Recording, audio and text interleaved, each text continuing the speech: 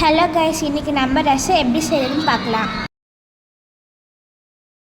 செய்கிறதுக்கு புளியை லெமன் சைஸ்க்கு போட்டு நாங்கள் கொஞ்ச நேரம் ஊற விட்டு அந்த ஊறினதை புளி எலுமிச்சம்பழம் அளவு புளி எடுத்து ஊற போட்டு கரைச்சி வச்சது சொல்லு. இப்போ தக்காளியை கட் பண்ணாமல் இதுலேயே நாங்கள் இந்த மாதிரி பண்ணிக்க போகிறோம். நசுக்கி போடுறோம். நசுக்கி போட்டால் நம்மளுக்கு அந்த கட் பண்ணால் அதோட சாரெலாம் போயிடும். இதில் அந்த சாரெலாம் போகாமல் இந்த தண்ணியிலேயே இருக்கும். அதனால டேஸ்ட்டு கொஞ்சம் நல்லாயிருக்கும். சீரகம் கொஞ்சம் மிளகு கொஞ்சம் நாங்கள் எடுத்து இந்த கல்லில் இது பண்ண போகிறோம்.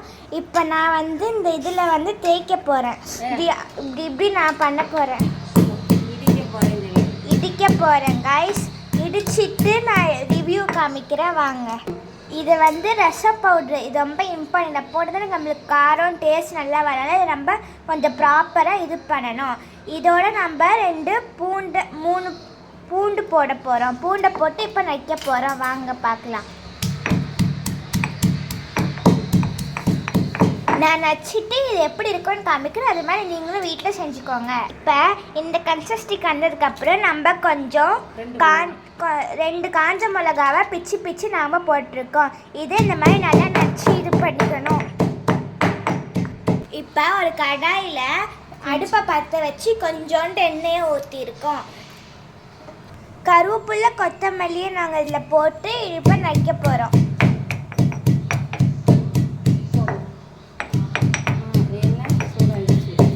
இப்போ எண்ணெய் சூடாயிடுச்சு. இங்கே பபிள்ஸ் மாதிரி தெரிஞ்சால் எண்ணெய் சூடாயிடுச்சுன்னு அர்த்தம். இப்போ நம்ம அரைச்சி வச்ச மசாலாவை பேஸ்ட்டை இதில் போட போகிறோம். இங்கே பாருங்கள், இதான் நாங்கள் அரைச்சி வச்ச மசாலா. இப்போ நம்ம இதில் போட போகிறோம்.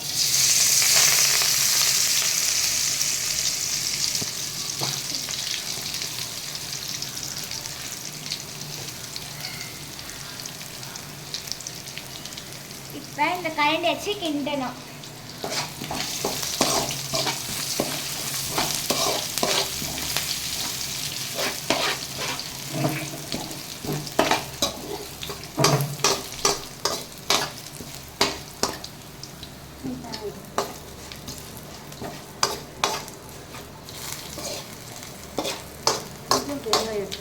இப்போ கொஞ்சம் பெருங்காயத்தூள் நாங்கள் போட போகிறோம்.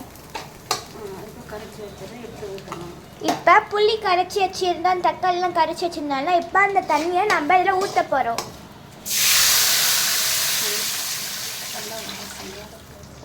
இப்போ இந்த ரச சாதம் நல்லா வாசனையாக டேஸ்டியாக இருக்க போகுது காய்ஸ். இப்போ இதை நீங்கள் வீட்டில் ட்ரை பண்ணி எப்படி இருக்குன்னு கமெண்ட் பண்ணுங்கள். இப்போ கொஞ்சம் மஞ்சத்தூளை நம்ம இதில் ஆட் பண்ணிக்கலாம்.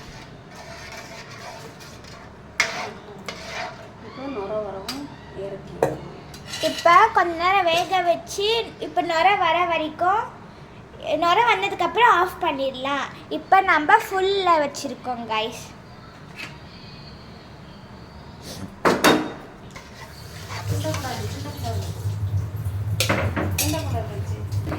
நம்ம ரொம்ப நேரம் கிண்டிகிட்டே இருந்தால் அந்த ரசக்கான கன்சிஸ்டி வராது, அப்புறம் பபிள்ஸ் வராது. பபிள்ஸ் வந்தால் தான் அந்த ரசம் நல்லா டேஸ்டியாக வரும். அதனால இந்த வதக்கினதெல்லாம் இப்போ நச்சதெல்லாம் போட்டதுக்கு அப்புறம் மட்டும் நல்லா இது பண்ணிவிட்டு அப்புறம் இதை ஊற்றுங்க. ஊற்றிட்டு மறுபடியும் கிண்டாதுங்க. கிண்டுனா நம்மளுக்கு ரசம் வராது. ஊற்றின பிறகு சால்ட்டு போடுவேன். ரசம் கொதிக்கக்கூடாது. கொதிச்சா ரசம் வராது. அது பபிள்ஸாக தான் வரணும். பபிள்ஸ் வந்ததுக்கப்புறம் நம்ம கீழே இறக்கிடலாம். இறக்கி கொஞ்சம் உப்பு போட்டுக்கலாம் உங்களுக்கு தேவையான அளவுக்கு. நீங்கள் நினைக்காதீங்க ஏன் மசாலாவும் தண்ணியும் தனியாக போயிருக்குன்னு.